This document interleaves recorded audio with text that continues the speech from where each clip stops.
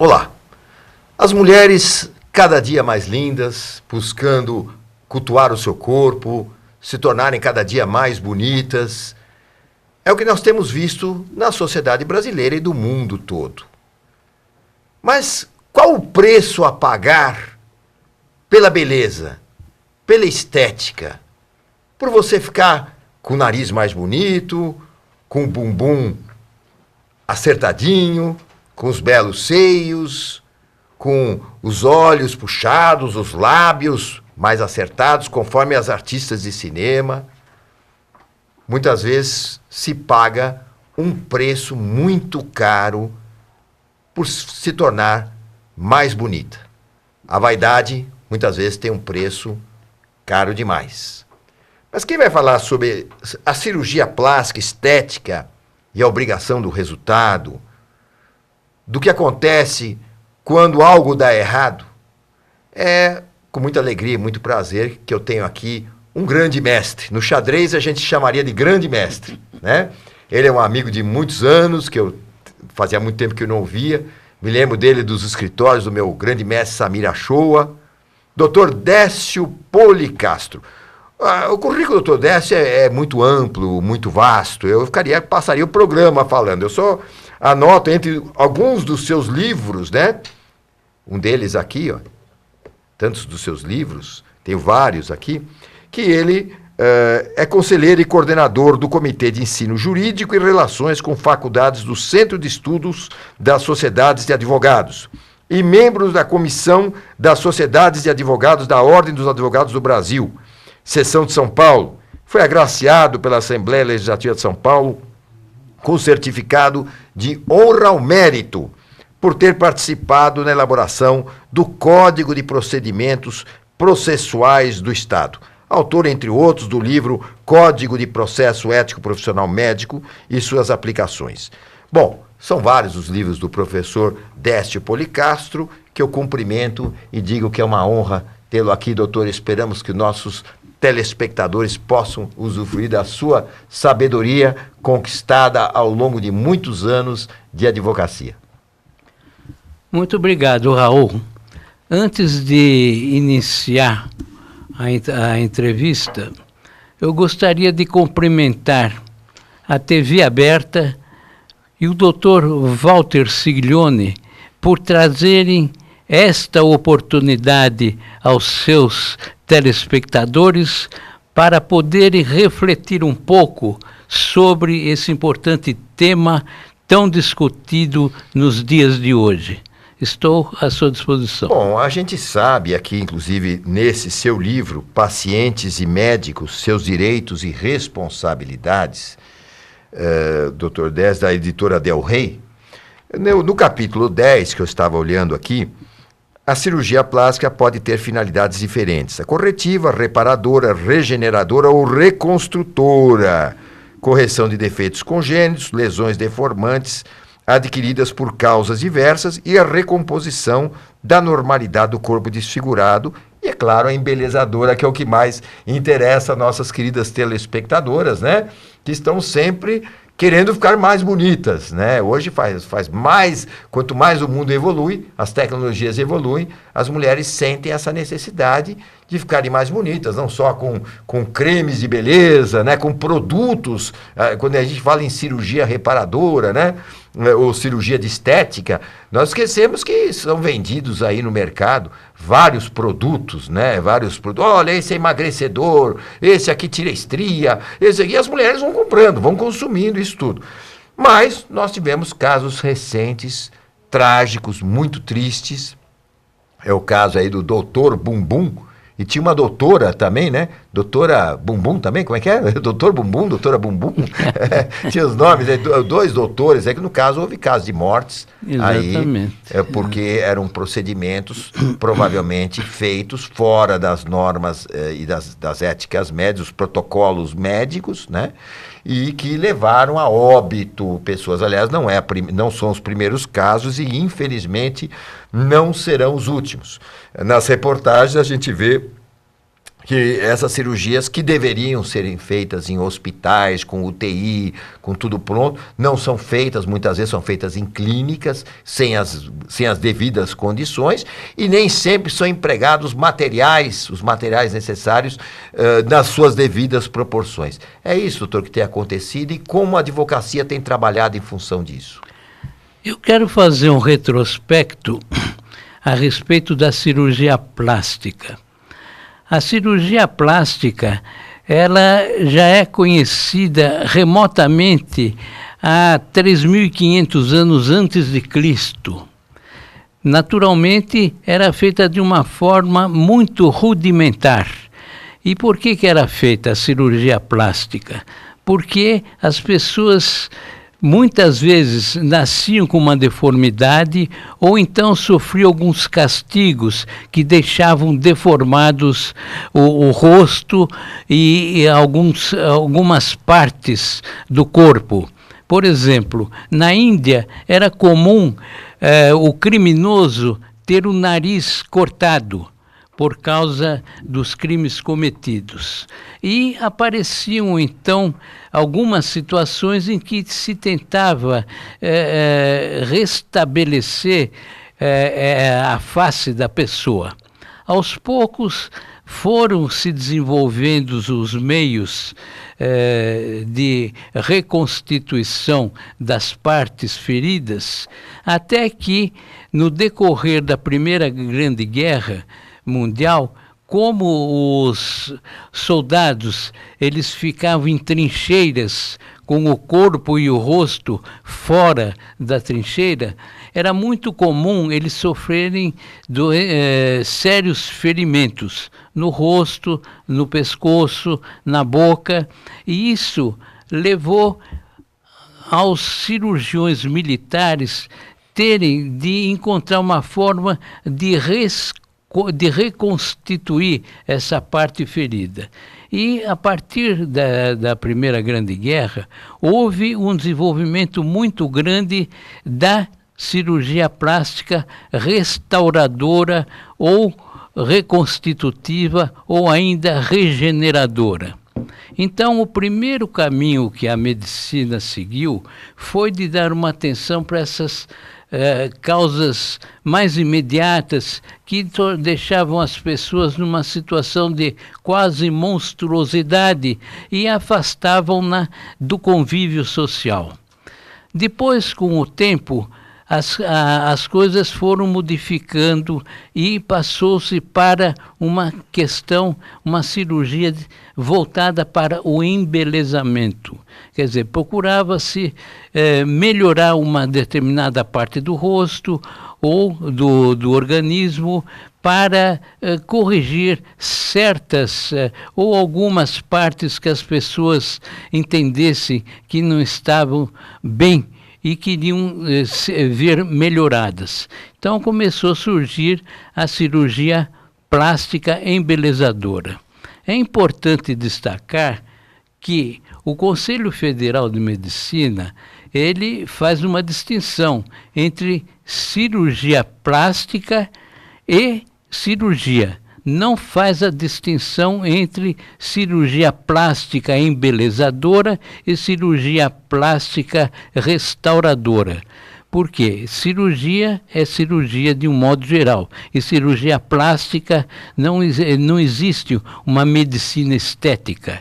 Então, dentre as 55 especialidades que o Conselho Federal de Medicina atribui, está a cirurgia geral e a cirurgia plástica.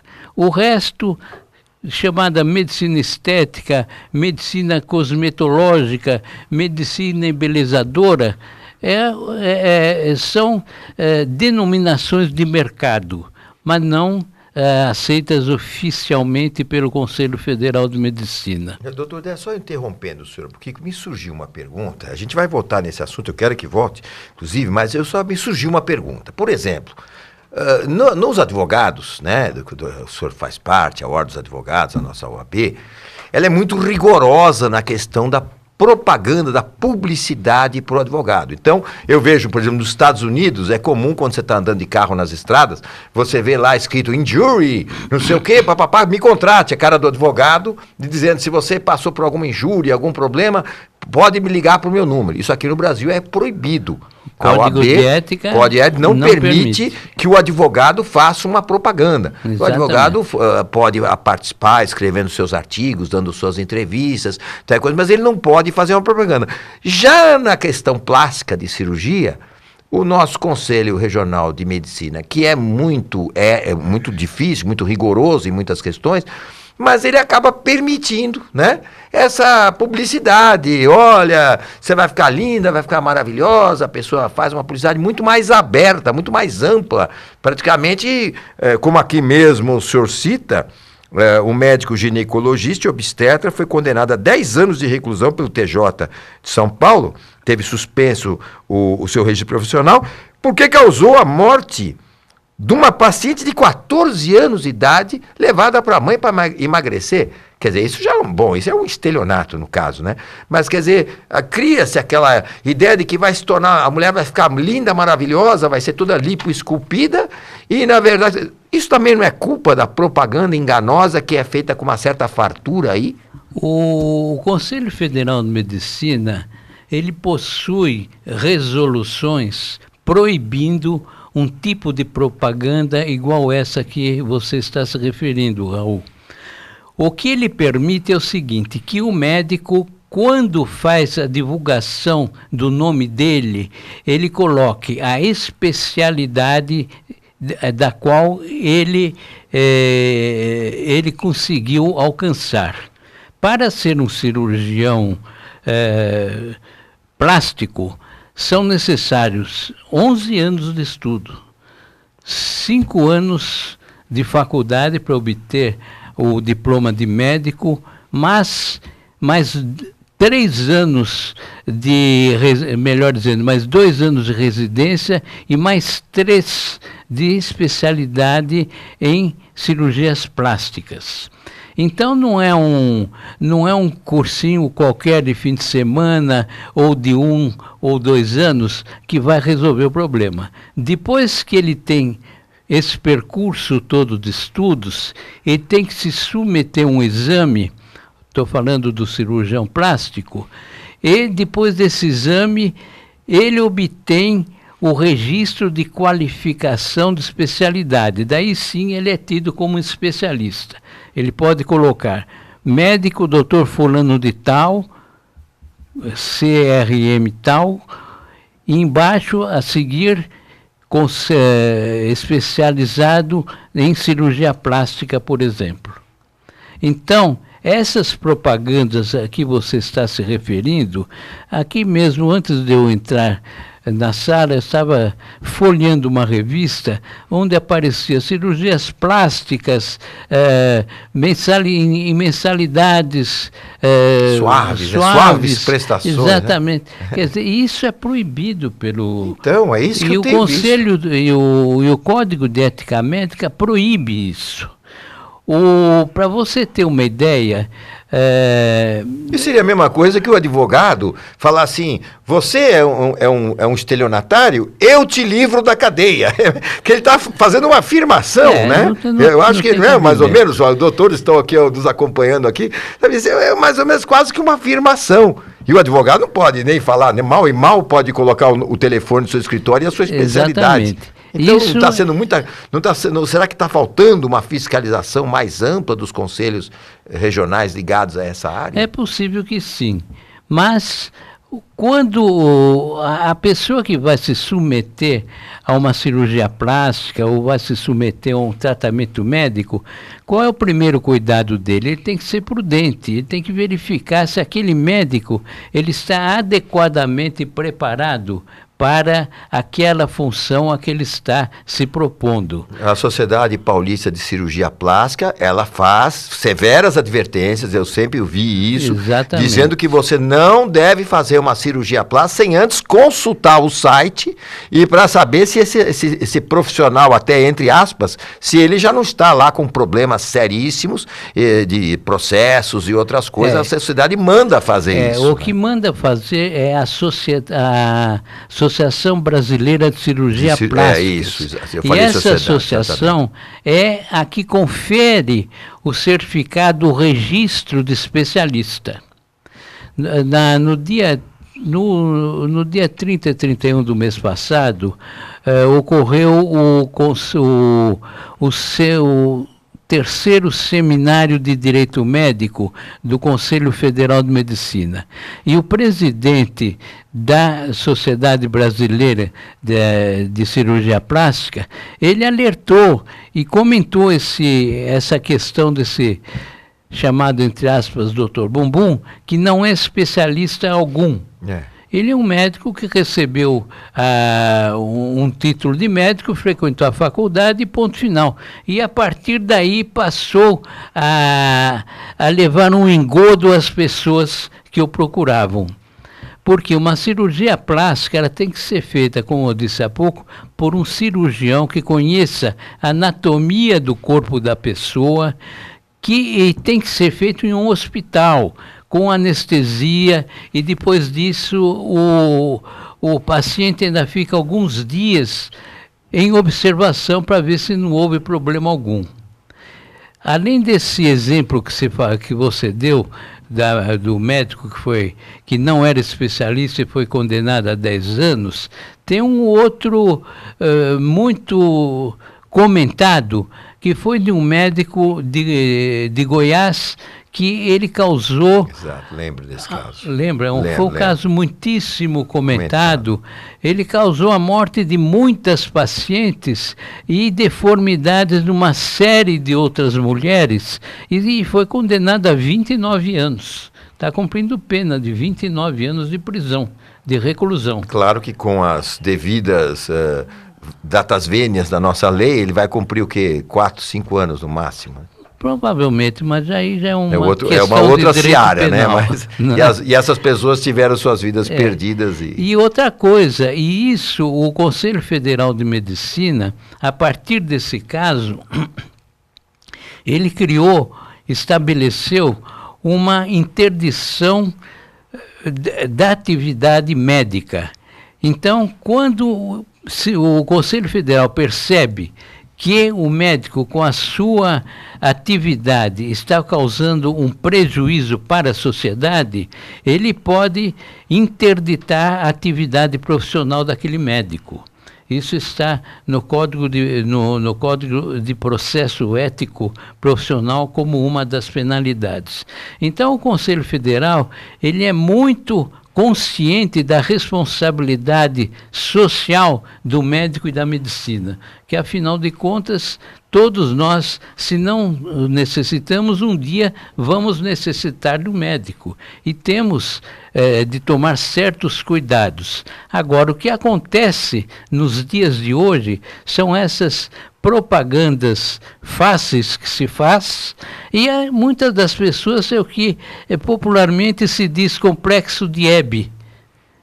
A Hebe, como você sabe, era a deusa grega,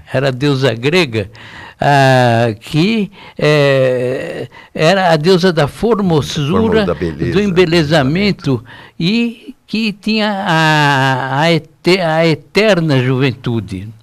Então as pessoas, às vezes, veem alguma pequena marca no rosto, ou então quer se submeter por vaidade pessoal, muitas vezes desastrada, e esquecem que uma cirurgia plástica pode ter também um resultado adverso. Agora, isso que eu pergunto... Por melhor que seja o profissional. Não, mas aí que eu pergunto para o senhor o seguinte, eu volto a esse assunto dos conselhos, dos órgãos fiscalizadores.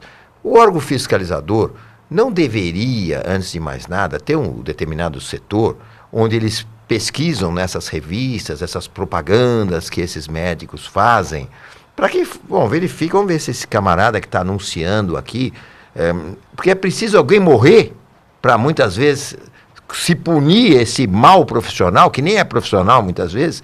Será que não está faltando uma fiscalização mais específica? Porque o sujeito não é uma pessoa que está lá escondida no seu consultório. É uma pessoa que está fazendo uma propaganda. Então, essas revistas que fazem essas propagandas não deveriam, no caso, os conselhos, lerem essas revistas, fiscalizarem de uma forma mais ampla, porque depois é chorar no leite derramado. Isso seria o ideal. Mas eu vou fazer uma comparação.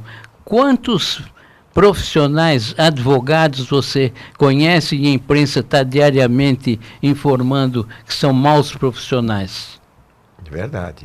Em muitos casos, casos nós temos tido aqui de advogados que nós não sabemos até a origem do dinheiro de quem os paga. Exatamente. Que nos Estados Unidos, citando outra vez os Estados Unidos, um advogado ele tem que mostrar rigorosamente a origem do dinheiro, principalmente quando ele defende um criminoso. E você veja que a Ordem dos Advogados, os tribunais de ética, quando tem uma informação firme, ela tenta chamar o advogado e ingressar com um processo administrativo.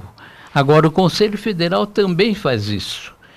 Só para sua informação, a respeito da especialidade em cirurgia plástica, o presidente da Sociedade Brasileira de Cirurgia Plástica, no congresso a que eu me referi, do Conselho Federal de Medicina, ele disse que o CREMESP, o Conselho Regional de Medicina do Estado de São Paulo, de todos os processos administrativos que lá existem, os processos disciplinares, 98% se referem a cirurgias plásticas de não especialistas.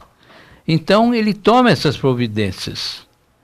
Esse doutor Bumbum, por exemplo, ele tomou a iniciativa, ele ouviu, mas é como você falou, só quando chegou, já chegou tardiamente. Exatamente. Não, o senhor se lembrou melhor ainda do que eu, que mesmo na advocacia nós tendo casos aí incríveis, né, absurdos, e também temos a engenharia, porque a minha profissão de origem é engenheiro, e nós também sabemos que as fiscalizações são muito frágeis no Brasil. Tanto é que você vê quantas pontes, quantos prédios caem. E a gente passa debaixo desses viadutos. Exatamente. E vê as estruturas fraturadas, vamos assim dizer, e aquilo fica, até que um dia cai, né? Evidentemente nós estamos aqui criticando a atuação dos conselhos. O que ocorre é que os conselheiros de qualquer entidade, o serviço é pro bono, não se cobra nada. Então, se você faz parte de um conselho, seja lá ele de advocacia, do Tribunal de Ética, Conselho de Medicina, Conselho de Engenharia, o conselheiro ele tem que desenvolver a atividade dele.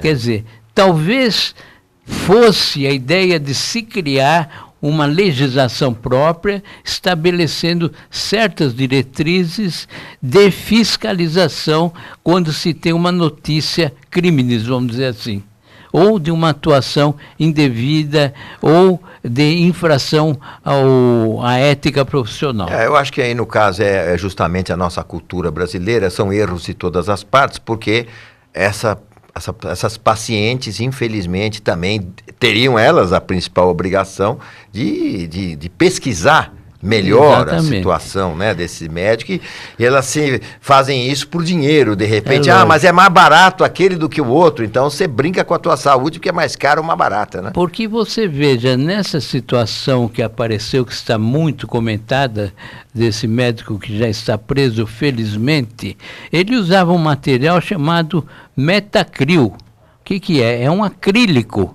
que é recomendado para pequeníssimas porções em algumas situações, não para grandes áreas, como ele usava em cirurgia. Ele usava em grandes quantidades. Exatamente. Em cirurgias, em lugares que não, de glúteo, por exemplo, que não era para ser usada.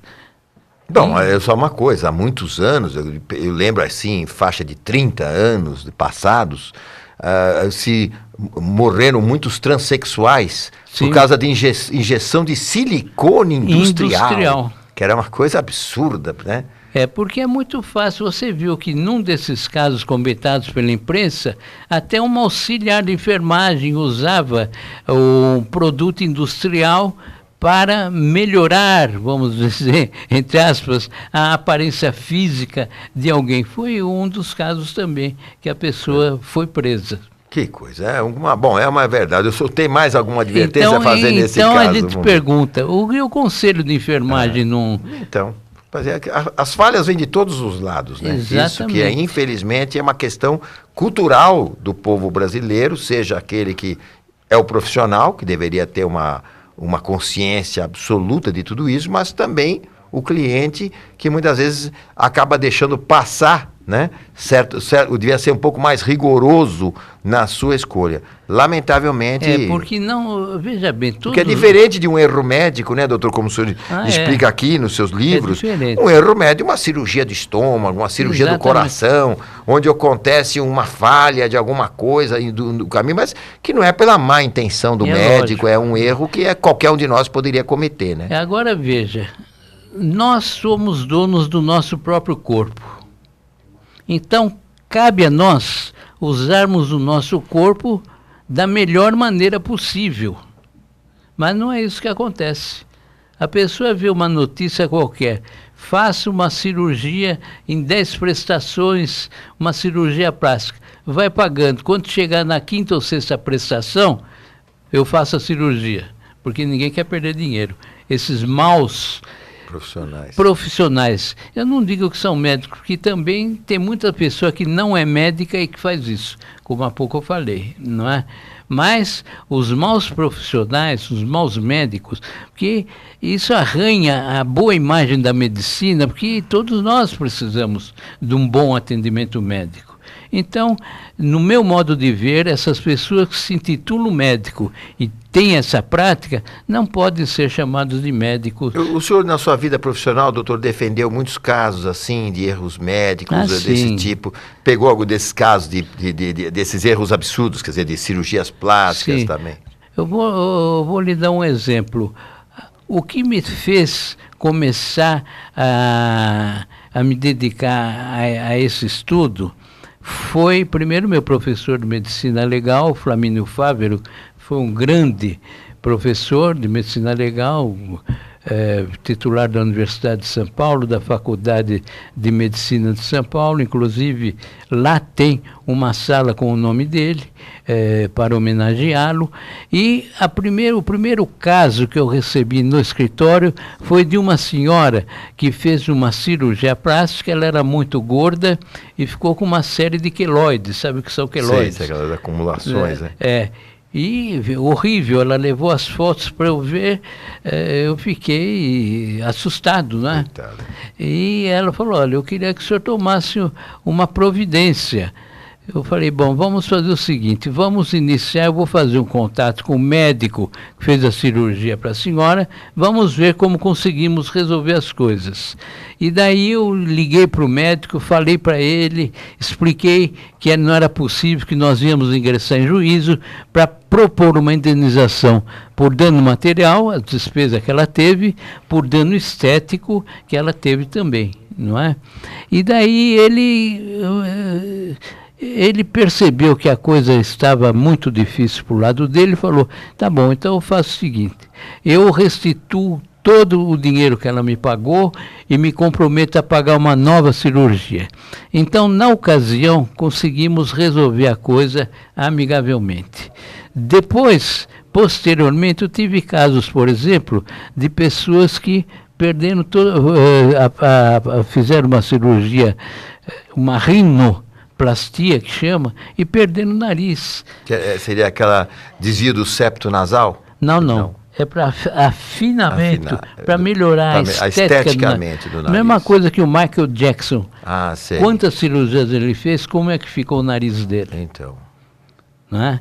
Então, esses casos ocorrem muito. E tem uma enormidade de casos aí que a gente poderia relatar. Né? Bom. A lipo, por exemplo, lipoescultura. Isso é terrível. Nós tivemos um caso de uma dentista que ela estava abrindo uma série de consultórios, estava fazendo uma rede de consultórios aqui em São Paulo, e resolveu passar por uma cirurgia plástica de lipoescultura. E se submeteu a essa cirurgia numa clínica ali na Vila Mariana, no lado da Vila Mariana. Estou falando um caso de mais ou menos uns 20 anos atrás. Acontece que essa clínica também treinava médicos recém-formados e concedia um atestado de cirurgião plástico, atestado. É o que eu há pouco falei, que não é qualquer cursinho que leva um médico a ser especialista. Não é? Cursinho de 2 dias, 3 dias. Né? O que aconteceu? A moça fez a cirurgia, 2 dias depois começou a relatar que estava com muitas dores, falou para o médico disse que era assim mesmo, etc. Até que a irmã resolveu retirá-la dessa clínica e levá-la para o Hospital das Clínicas para fazer uma avaliação. O que aconteceu? A moça estava com a laringe perfurada e o intestino perfurado. Morreu. Que coisa. Outra vez ligou um colega seu de Brasília, lá de uma emissora conhecida, e me falou, olha, a minha irmã faleceu numa cirurgia de lipoaspiração. Perfuraram o intestino da moça, ela morreu. Então, uma série de coisas. Mas todas cirurgias feitas por não especialistas. Exato. E talvez, provavelmente, longe dos hospitais. Ah, sem dúvida, é feito em clínicas. Em clínicas. É um crime, é um absurdo. Porque... Talvez seja uma advertência, a gente faz esse programa, aproveitando a experiência do Dr. Décio, para que faça uma advertência à senhora, mesmo o senhor que está nos escutando aqui, nos ouvindo, assistindo nesse momento, e que sabe que tem a filha, a esposa, a parente, que quer fazer uma cirurgia, por favor, eu acho que, né, doutor, pela sua experiência, qual seria o conselho principal? Eu daria o seguinte, a senhora pesquise muito bem, e se a cirurgia não for feita num hospital que tenha todos os recursos, é rolo, não faça. E é muito fácil pesquisar, Raul.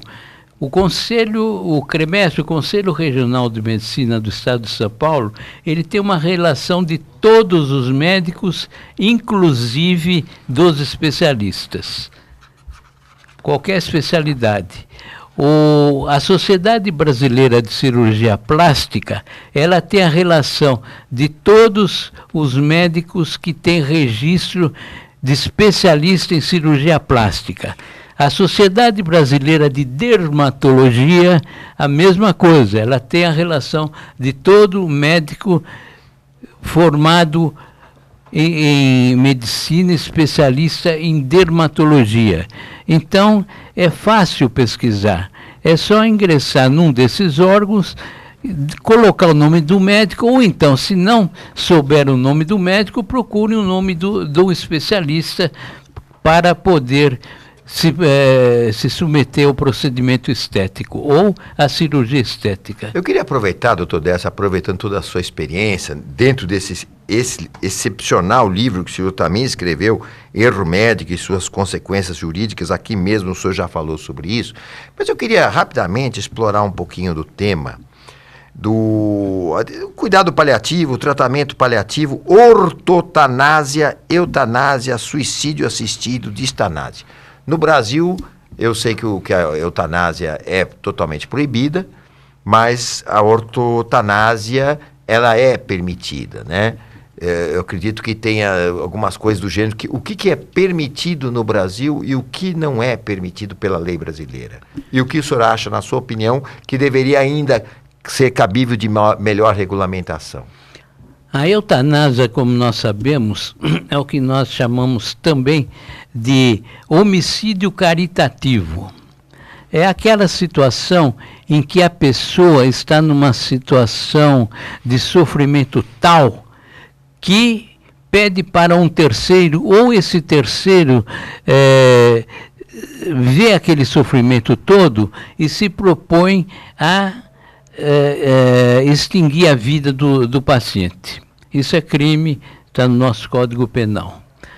O suicídio assistido é muito comentado em outros países, aqui no Brasil também não é permitido, é aquela situação em que a pessoa quer morrer, mas pede para um médico ou um especialista dar certos medicamentos para ela morrer. Nesse congresso médico, teve um caso lá que foi relatado por uma médica colombiana, que ela fez um relato muito contundente. Foi de um paciente, uma pessoa conhecida no país dela, que era inclusive um industrial muito conhecido lá no país, que teve um câncer terrível, que consumiu todo o rosto dele. E ele queria morrer e ela pediu autorização para o judiciário, porque lá não é permitido. E ele insistia, pedia para morrer. Chegou a tal ponto a situação que não podiam nem entrar na sala onde ele estava devido ao mau cheiro que estava... Estado de putrefação. Exatamente, que ele estava apodrecendo em vida. Ele chegou num ponto de despir-se, tirar uma fotografia e pedir para levar para o tribunal para mostrar a situação dele, que ele precisava morrer. Só assim é que conseguiu. E o suicídio assistido.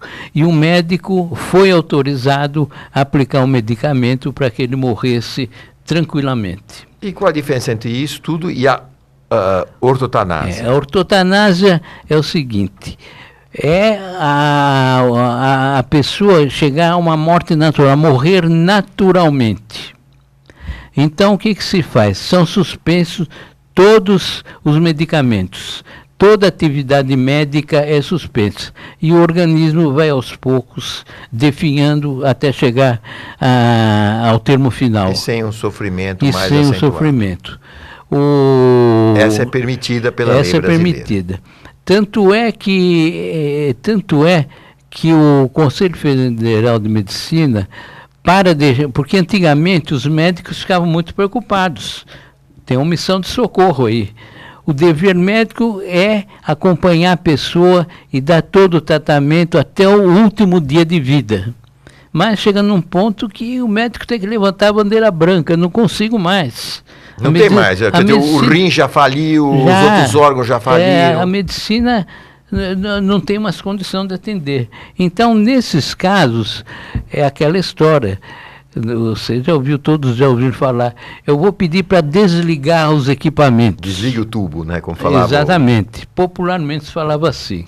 Então, isso hoje é autorizado. O Conselho Regional Federal de Medicina, ele estabeleceu uma resolução autorizando o médico, desde que a família esteja concorde.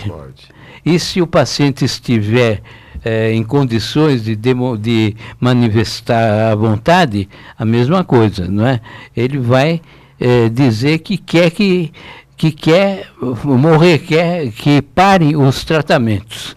Aliás, tem um documento, chama-se Testamento Vital ou Diretivas Antecipadas de Vontade, no qual nós todos devíamos pensar nesse documento. Deixar um documento escrito dizendo que se chegar em tal ponto que não tem mais condições de cura ou de melhoria da vida, é que os médicos ficam autorizados a suspender todo o tratamento. Como é que se chama esse documento, repetindo? Chamam de Testamento Vital. Eu, aliás, coloquei um modelo aí nos meus livros.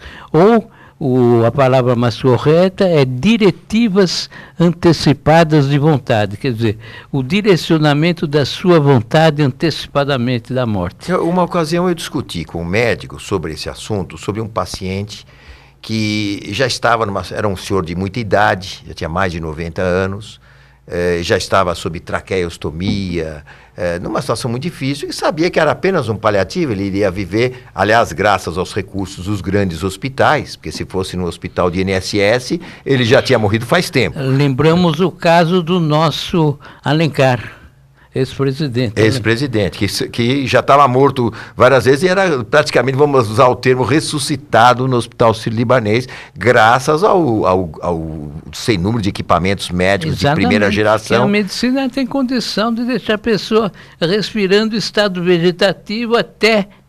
Mas há médicos, realmente, que tem uma postura. Ele fala assim, olha, o que é o ponto onde se interrompe a vida é o seguinte, mesmo sabendo que aquele paciente já não tem mais condições, quer dizer, ele está com o rim parando, está quase que numa múltipla falência, mas ele ainda pode se comunicar com um olhar, com um sorriso, e então a gente não se sente à vontade em permitir isso, porque e outras pessoas, a gente mesmo quer ver o nosso parente, o nosso amigo, a gente quer ver ele em razoáveis, mínimas condições, né? Não quer vê-lo sofrendo sabendo que não tem jeito, que vai morrer de qualquer maneira, aí é 3, 4, 10 dias, 20 dias, é só a questão dos aparelhos médicos. Ninguém quer ver um ente querido sofrendo a tal ponto de não ter mais nada o que fazer, não é verdade? Exatamente. Agora, aí fica muito entre o critério entre o médico e a família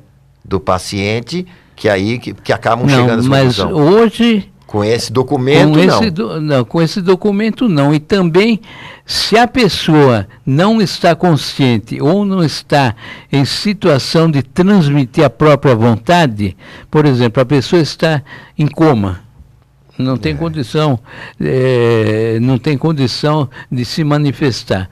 Então, o que acontece? A família pode autorizar o médico, olha, não quero que continue mais.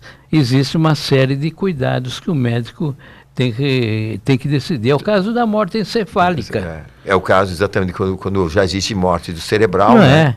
É o caso a questão da doação dos órgãos, que aí entra tudo. Porque na morte encefálica, os rigores da medicina, existe uma lei que regula essa situação de transplantes de órgãos e doação de órgãos, que ela cuida especificamente da morte encefálica, que as diretrizes são dadas pelo Conselho Federal de Medicina.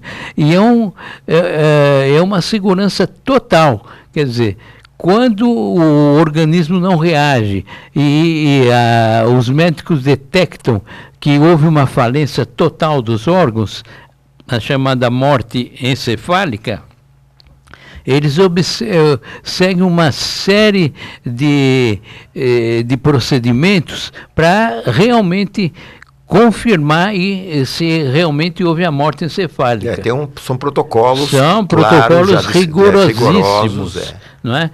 Porque a morte encefálica, a pessoa pode ainda continuar viva, mantida por aparelhos, mas por alguns dias sem maiores condições. Então, nesses casos, existem esses procedimentos todos e é possível, sim, os médicos atestarem a morte encefálica e, a partir daí, partir para uma doação, quando possível, para, naturalmente, ajudar a quem tem necessidade de certos órgãos. Doutor, eu também queria partir para um outro lado espiritual, por isso que quando nós já falamos aqui um pouquinho em essa morte assistida, dessas diversas maneiras, eu já também lembrei aqui, porque eu estava lendo um pouquinho do artigo que o senhor escreveu para a Folha Vascular, né? O senhor escreveu um artigo muito interessante, Saúde, Espiritualidade e Religião.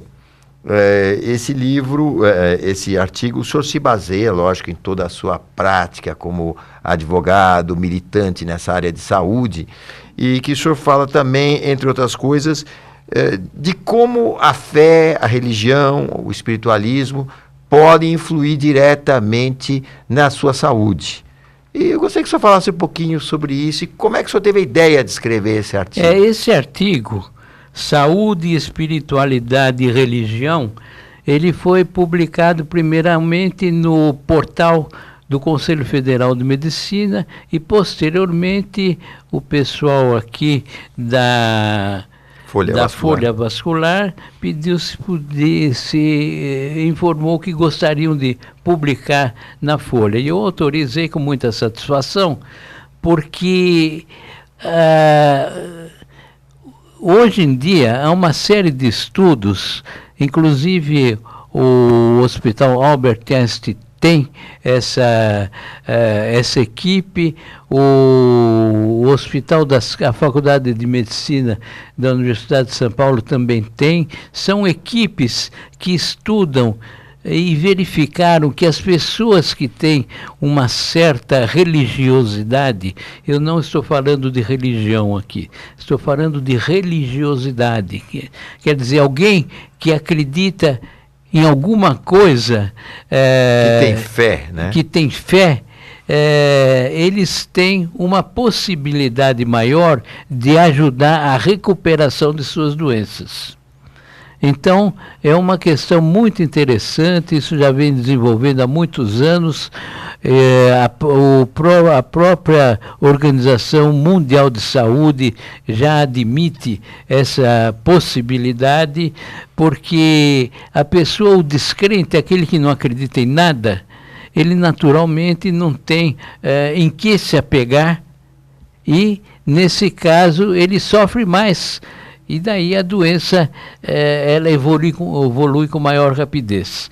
Não estou dizendo que cura, é diferente, porque medicina e religiosidade, elas devem andar aparelhadas, juntas, uma ajudando a outra. Tanto é que esses estudos, essas pesquisas, é nesse sentido. A pessoa com mais religiosidade, os médicos até, os médicos que têm alguma crença em algum ente superior, eles admitem e acham e sentem isso, que com a pessoa tendo uma crença ou uma espiritualidade maior, eles percebem que a evolução da doença é mais branda, não é? E chega até, em casos extremos, embora excepcionais, às vezes curar mesmo. Porque quantos neurônios nós temos? Nós temos milhões, milhões e milhões. Então o organismo, se ele fica, o cérebro, se ele se volta a pensar em coisas boas para o organismo, há uma melhoria, né, na recuperação da pessoa.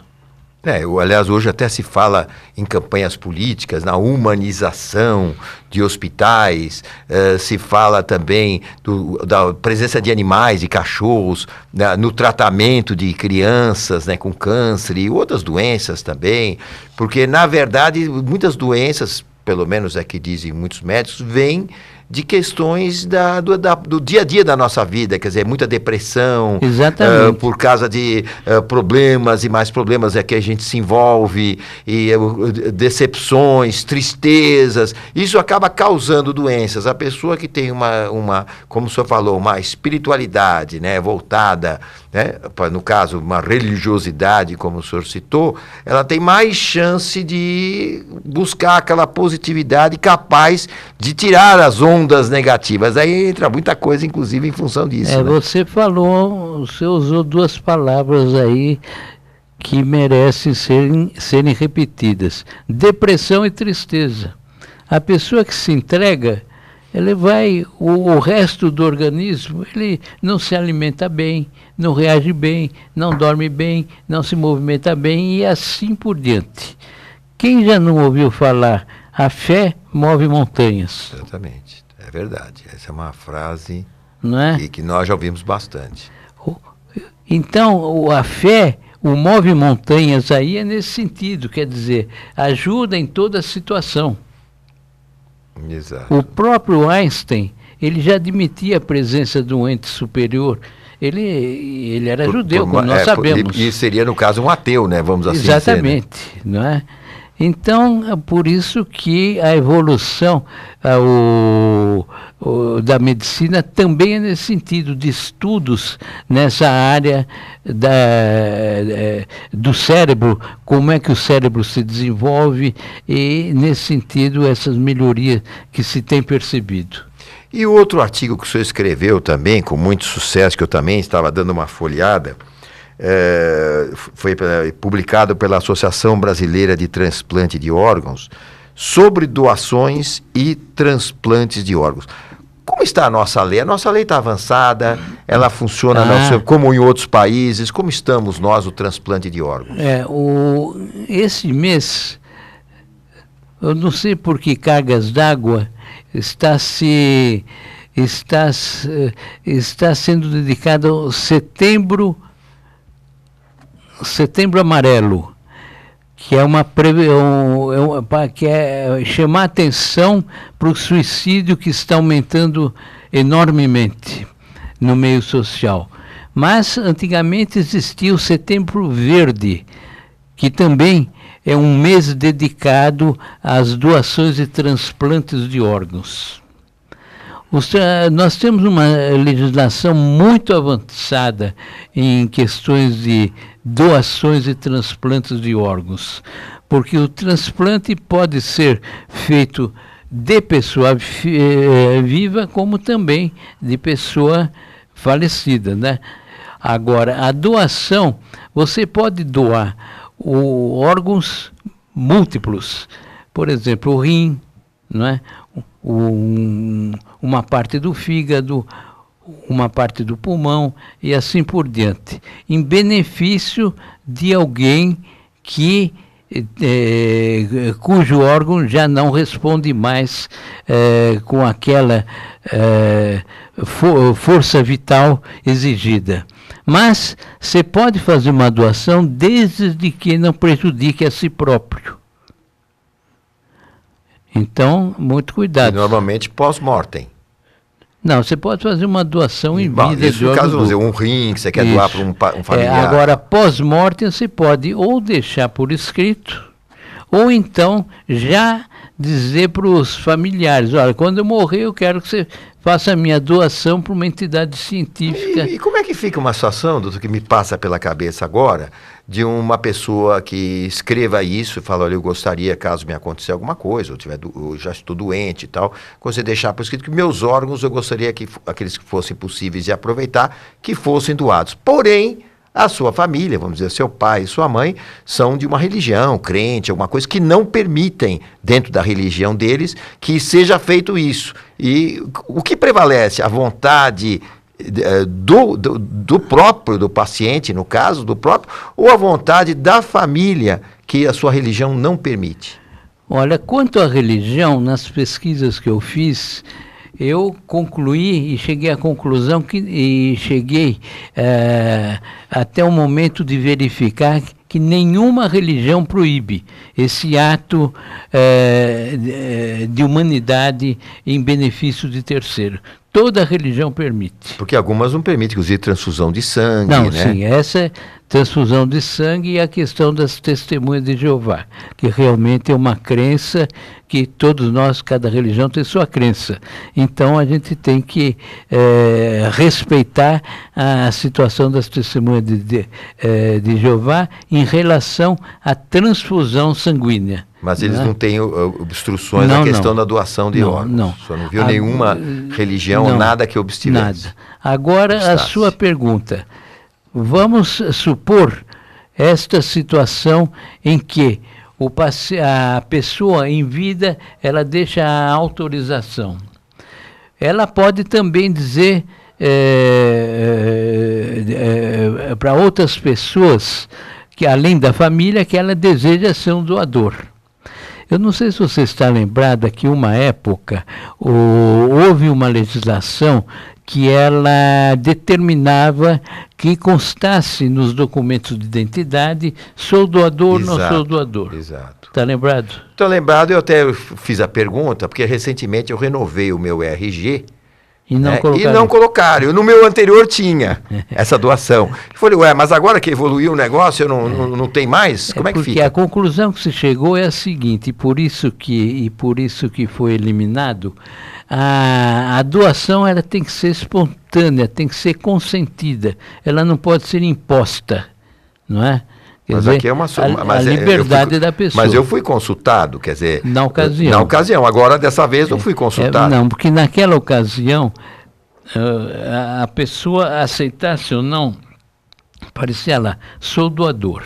Hoje em dia, para você ser doador, você precisa se manifestar ou então ter uma autorização expressa da família quando você morre. Está na lei. É uma lei sobre doação de órgãos, transplantes de células e partes do corpo, não é? Então, aí você vai, a pessoa faleceu ou está com morte encefálica, se comunica à central, tem uma central de transplante de órgãos. Então, morreu, o hospital já informa essa central. Quer dizer, não há como a família impedir. Não, a família pode impedir. Pode impedir. Primeiro passo, informou essa central de órgão, porque não é qualquer hospital e qualquer médico que pode fazer, que pode extrair o órgão para transplante. Tem uma série de procedimentos. Até mesmo pela conservação do órgão, para onde ele vai, o tempo. O governo colocou à disposição dessa central até aviões da FAB, porque tem um período aí que não pode ultrapassar para não prejudicar o órgão doado, não é? Mas, feita essa comunicação, um membro dessa equipe entra em contato com a família. Você não quer doar o órgão por causa disso, daquilo, etc., em benefício das pessoas. São equipes preparadas para levar essa informação para a família. Muitas famílias concordam, muitas famílias não concordam, ou porque crenças próprias, né, acham que não devem, mas, no geral, as pessoas costumam concordar diante das manifestações dessa equipe. Os hospitais precisam estar não são todos os hospitais que são autorizados a fazer, porque precisa ter equipamentos próprios, e não é qualquer médico, que o médico tem que estar autorizado pelo Ministério da Saúde também. Tá ótimo. Bom, olha, pessoal, uma pena, mas nós vamos explorar mais vezes o Dr. Décio Policastro com toda a sua experiência, né? Conhece profundamente as leis, é um especialista nessa área de erro médico, seus livros são conhecidos, do Código de Processo Ético Profissional Médico e sua aplicação, é muito valioso. Eu deixo que vocês anotem esse nome, Décio Policastro, e quando vocês tiverem qualquer coisa para consultar, vão lá no Google, né? Tá lá as coisas do Dr. Décio ou os livros dele, que são realmente extremamente esclarecedores. Dr. Décio, muito obrigado mais uma vez por nos ajudar aqui a fazer questão de justiça melhor.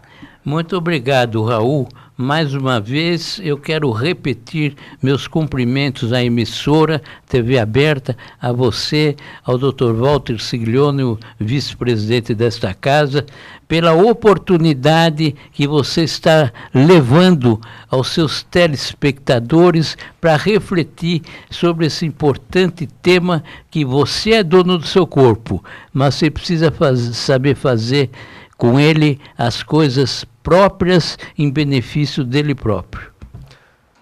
Muito obrigado. Mais Questão de Justiça fica por aqui, mas semana que vem temos mais assuntos para você do meio jurídico. Muito obrigado.